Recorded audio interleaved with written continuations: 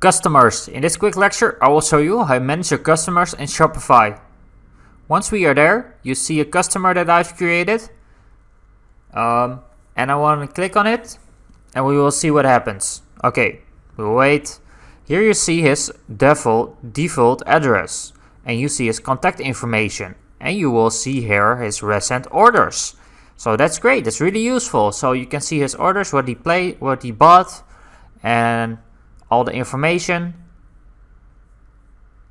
And right over here, by the customer's dashboard, I will click on new, and there will appear the new customers. They will appear here, right over here, and the returning customers will appear here.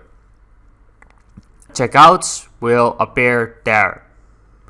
So yeah. And email subscribers, you got also email subscribers. You can manage it right over there. And from your country, you can manage it right over here. So when I go back to all, yeah.